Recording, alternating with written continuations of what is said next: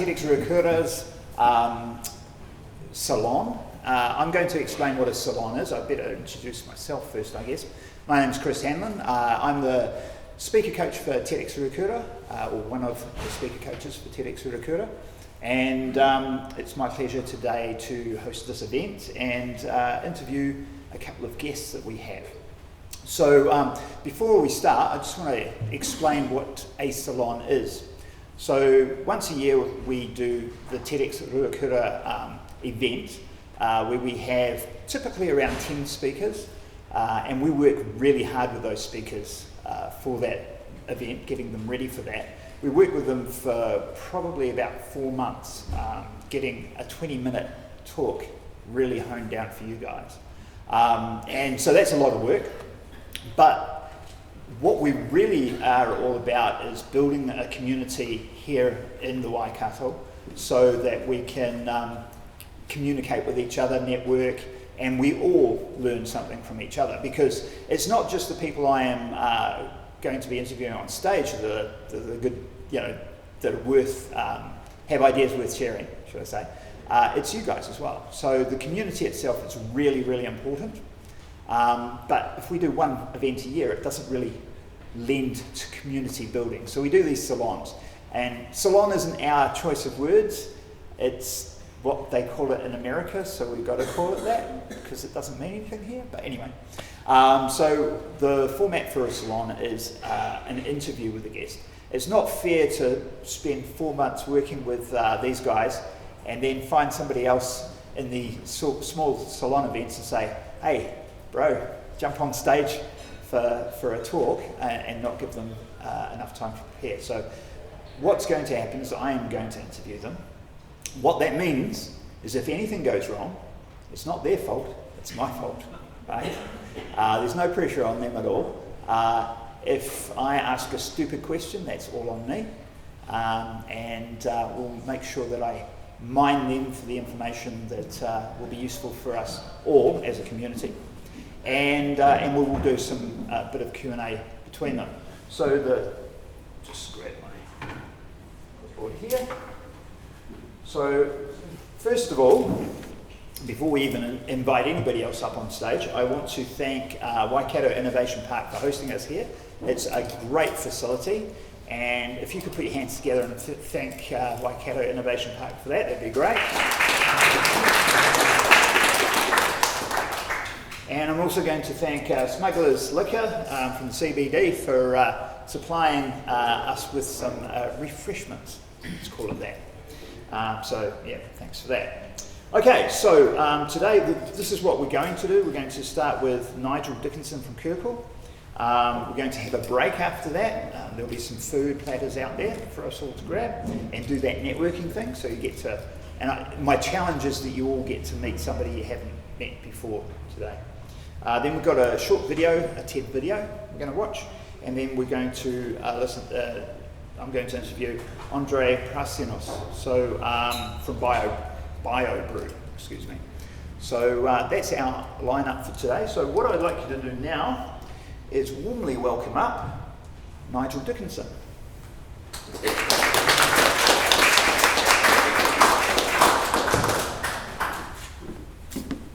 a seat, Nigel. Thank you. Just going to check that audio's working. All good. All right. We're working. You're working. Good, good. Okay, so first of all, what I'm going to do is ask for a little bit of background. Where are you from and what are you all about? Well, as soon as I start speaking, people immediately think that I'm a South African, and the conversation goes straight to rugby. Well, I was actually born in Rhodesia and educated in Rhodesia. It's a small little country north of South Africa. My grandfather, however, was born and grew up in Dunedin, in South Island, funny enough. So I have Kiwi blood, Kiwi roots. I've lived in New Zealand with my family for the last 12 years. We're all on Kiwi passports. I support the All Blacks, so I consider myself a Kiwi. Good on you. Good on you. All right. And so, how long have you been here? You said 12 years. 12 years, okay. And what were you doing when you were back in Rhodesia, or should I say Zimbabwe? Well, let's go back to when I was a newly qualified engineer. I was conscripted to join the army, the Rhodesian army, and fight a bush war against terrorists who were invading the country. And people talk about military might and military intelligence. Well,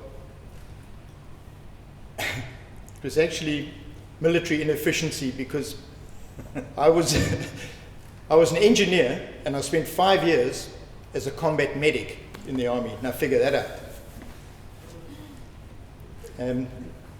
Eventually, at the age of 30, I left Rhodesia as a refugee on a train headed for South Africa. My whole life at that stage consisted of my then pregnant wife, Sharon, baby girl, Kirsty, 2 rescue dogs, 2 suitcases with everything we possessed, and $1,000 in my back pocket. And we were heading for a new country to start a brand new life. I soon got a job in South Africa as a project engineer on a paper mill. And I soon discovered on that paper mill that there were a lot of problems. So I formulated a couple of solutions to these problems. I went to my bosses and I said, guys, I've identified a few problems and I think I know how to fix them. And their typical corporate attitude was, we've always done it that way and we're going to continue to do it that way. So I thought, well, my life in this corporate is not going to be long-lived. So that's the opposite of innovation, right? Correct. So what I did is I took a leap of faith and I started a little engineering consultancy business. And the focus of that business was to identify problems in industry across the board, all industries, and find solutions for them. Now, you'll be amazed how many people don't realize that they've got a problem until a solution is offered. Then they say, wow, why didn't we think of that? Well, that business grew, and it grew very well. I ran that business for 20 years. And we ended up with 14 members of staff. And I look at it as we didn't have 14 employees, we supported 14 families. And it was good. Went well for 20 years. Sure. And then? Because how did you get from there to here? Well, the political situation in South Africa started to change. And we saw the writing on the wall like we had seen in Zimbabwe. And I thought, well, it's time for us to move on. And an obvious choice was New Zealand. So I handed the business over to those employees that were there. That was 12 years ago. That business is still running, still employs all those people, and it still bears my name. Nice. And I feel good. I feel good about that. We came to New Zealand, and for the first couple of years, I made a few really stupid business decisions. And I ended up with no business, not even a job, and very little money. So what happened is Sharon and I decided we'll take time out. We hitched our caravan up and we did a tour around South Island. We just thought, let's go. It wasn't a huge leap of faith because I was 60 years old at that age, so it was a little tentative step of faith. And we left. We wandered around South Island. We ended up in Christchurch. And we were totally amazed by the devastation down there. It was shortly after both earthquakes. And we felt so desperately sorry for those poor people. And we thought if only we could help them. Anyway, while I was there, I met a guy called David who was attempting to build chimneys that had collapsed during the earthquake. His attempts were not very good and he had failed a couple of times. And he asked me if I had any ideas. So I said, silly question. I've always got ideas. Some of them have even worked. So I put forward a proposal to Fletcher's EQR for the rebuilding of chimneys, and it was accepted. Now, so I'm going to interrupt here. So how big a job is that? Because from my memory of Christchurch, I used to go down there as a young fellow, my grandparents were there.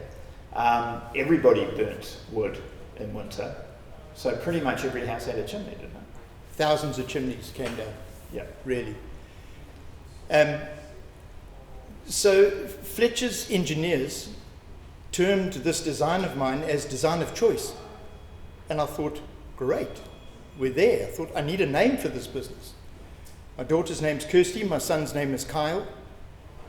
So I combined the two and I ended up with Kirkyl. It sounded good and it stuck. And over the next few years, hundreds of homes or hundreds of chimneys were built in the Christchurch region using that Kirkyl system. Okay, so tell me a little bit about the innovation. So the innovation is, okay, an innovation is always solving problems. So what was the problem that you saw? The problem was finding a stable, easy way to reconstruct these chimneys so that they look like the original chimney. Can I go to a click, if that's all right, because somebody left the clicker behind. And one more, please. Oh, thank you. What we've got, the innovation is a light, strong, safe structure that's earthquake safe, and it's got a unique hold-down anchor system, which I've devised. It's got a unique real brick cladding system, all of which are earthquake safe. Not only that, but it's got internal bracing built into the chimney, and that bracing can be used in the bracing calculations for the home. It also saves a lot of money and time installing it. Okay, so you're going to need to unpack that a little bit more. So the problem is that chimneys are unsafe in an earthquake. Is that what you're telling me? Yes. How unsafe? Chimneys are responsible for more damage, falling chimneys are responsible for more damage and injuries in an earthquake than any other single item in the home. And that was quite apparent with the Christchurch earthquake. So you got a story about that? Not really for this audience. It's actually quite a gruesome story. So we'll go there. We'll leave it. Okay, so it's a dangerous thing, and you said that your innovation was also cheaper, but you're adding something to an already existing. So they're going to build a chimney. Now they have to put your thing in there as well. How does that make it cheaper? The traditional system now of building a chimney is with a timber frame. They make the chimney out of a timber frame, and then they add to that, they add cladding and bits and pieces to it. Now what we've done is with our chimney, if we compare the two systems, if we could just click again, please. If we compare the two systems, we got the opportunity to assemble one of our chimneys alongside a timber frame chimney. And it went up a whole lot quicker. And once our frame was up, it was straight. The timber chimney frame needed to be straightened. That was extra time, extra labor. Our chimney frame was pre-braced. So what they needed to do was brace and add bracing to the timber frame. And that just added time and money. Okay, you can click now, thanks. Now, I'm not saying, don't get me wrong, I'm not saying that timber is bad for construction. Timber is excellent for construction. It's been used in this country for 150 years, successfully. Huge industries have been built up around timber and building of homes in timber. I live in a 100-year-old home, which is built in timber, and it's great. But when it comes to designing and building chimneys, timber falls very, very short. And there is a better way. Okay, all right.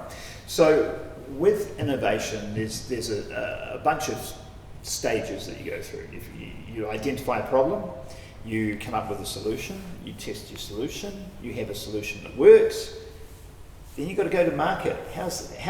Now tell me, in any of that, so it might be earlier on in the process or when it gets to market, but what obstacles did you find and how did you overcome them? What we discovered, actually, let me go back.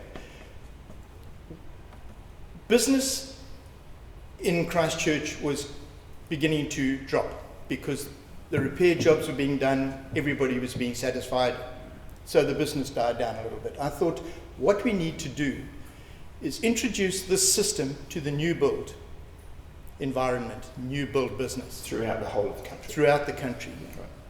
And I thought that's a simple change. It's an easy switch from using it there to using it there. But what I didn't understand and what I didn't realize, we got resistance like you won't believe when we went into the new build market. All the repairs in Christchurch were driven by architects, designers, and engineers. Now, all these guys welcome innovation. They treat it with open arms. They want innovation. That's how they operate. When we came to the new builds, those were mainly driven by builders or ex-builders turned property developers or ex-builders turned group housing company owners. Now, builders are traditional. They like to do things their way. Innovation to builders generally is seen as a threat. It's something that's not accepted. It's foreign. They've been building like that for over 100 years, and the attitude is, why change? We want to keep building it like that. And that's totally acceptable. That's understandable. It's the way they do it. So that's your obstacle. How did you overcome that? Or have you?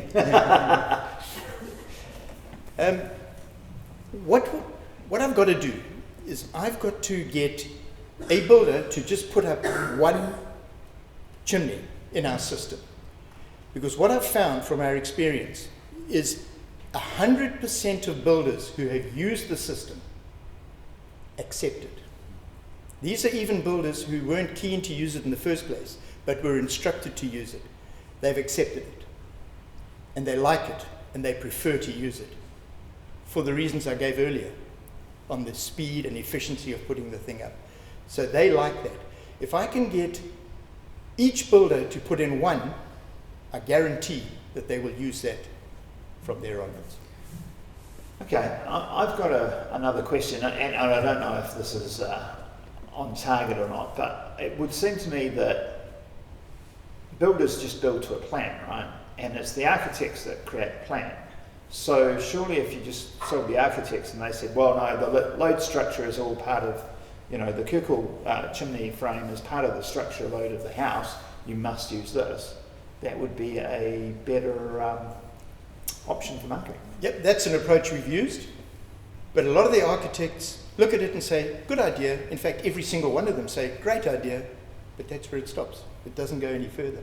They don't include it. No, one or two have, and those people that have built with it like it and they continue with it. Mm. But what we found just recently is that based on those few people that have done it, we've now got 3 retirement village developers who have standardized on our system. Now, these are guys who are building retirement villages in South Island and North Island. Every single home that's going into those retirement villages has a Kirkyl chimney in it. So we've achieved, we've got past this block. And what we find is that more people that see that think, wow, let's give it a try. We've got 3 group housing companies, franchises, that have put Kirkyl chimneys in. And they will continue to use those Kirkyl chimneys in every home it's got a chimney, it will be a Kirkyl chimney. Great. We've got, can I carry on? Yeah. We've got 6 private builds which are going up currently now with Coco Chimneys in them. Some of them have got 2 chimneys. We've got 3 heritage replacement jobs currently now. And a heritage replacement job is an old home with an old brick chimney which is deemed to be unsafe. So what they do is they take that down and they rebuild with our system a chimney that looks exactly the same as the original, but it's safe. So business is good. Great. Okay. So what's next for you? Where do you take this from here? It seems to be rolling. In the last 3 months, it started to take off. And I was once told in fact it was by the Fletcher's guys, they said when you introduce a new product into the market, your curve is horizontal for the first 5 years. And then when it takes off, it's exponential. And they were talking about their product, which they introduced years and years ago, called Jib. And for the first 5 years, they battled. Nothing happened. And then all of a sudden it took off, and then every home was using it. Well, I think we're at the bottom of an exponential curve right now. Okay, and that's going to bring its own problems. Are you prepared for that? I've been waiting for it. Engineers, always prepared. The systems we have in place now, I can cope personally with 10 to 15 chimneys a day. No problem. Right. Okay. Cool. All right, so what we're going to do is we're going to ask for some questions. If you want to raise your hand, we'll yell it out. I'll repeat it for the audio and stuff, the video, and then you can answer it. How's that sound? So. Yeah, just top of my head, have you had to deal with any sort of competition at all? Has there been any competition in it? Not yet, but I'm sure there will be. That's a good question. Yeah. And how do you intend to deal with that? The way I look at it is there's nothing we can patent. I've protected a couple of the intricate designs that we've got in there. They've been design protected. There's no ways we can patent them. But I believe in the philosophy, first in, best dressed. We're 5 years ahead of everybody else. Yeah. We've got the IP, we've worked on it, we've got all the designs done, everything is done. The engineering is there, it's all ready to go. Anybody that wants to copy that has to play catch up. Okay, so you've got first mover advantage, so that's cool. You can play that for all you're worth, and you've got as much protection on it as possible. Yep. So it really comes down to really getting into that market and betting yourself. We've got to do it right, and we've got to do it now. We've got to get that market into us. Cool. Yes, sir. So it's great to meet another military engineer. I was a medic. I was curious if you can talk about it without giving away too much of your secrets. How were you capable of creating a system that could get the tremors of that earthquake and still be able to have the high heat such as from the chimney? It's all built into the system. The heat is actually contained within the flue, so there's no real heat in the structure of the chimney. Okay. So the flue's a separate part within the chimney. All chimneys that are built these days, even if they're timber framed or whatever framing, they have a flue that runs up the center, and those are usually triple skin flue. So you have the fire in the center, and then there's 2 air gaps before you get to the outside of the chimney. Or outside of the flue, sorry. Right. Cool. Okay. Any other? Does that answer your question? Yes. Yes. Okay. Any other questions? Yes, sir. They always say that you've got to go out there looking for it. So I listened to the start of your Christchurch story, and you just happened to cross paths with a guy. I tripped over it. They say you need to go out there working hard to make these opportunities work for you. Was that the case, or was it just a matter of right place, right time? Once I got that light bulb moment, then the work started. Then I started working towards it. But the actual opportunity came to me. There is another way of looking at it, if you don't mind me interrupting, because you've done all that work before, so the 30 years before, where you're practicing finding problems, finding solutions for those problems, puts you in a position that when that opportunity shows up, you can take advantage of it. Yeah. So there is that work. And that's what we're all, and that's really why we're all here, right?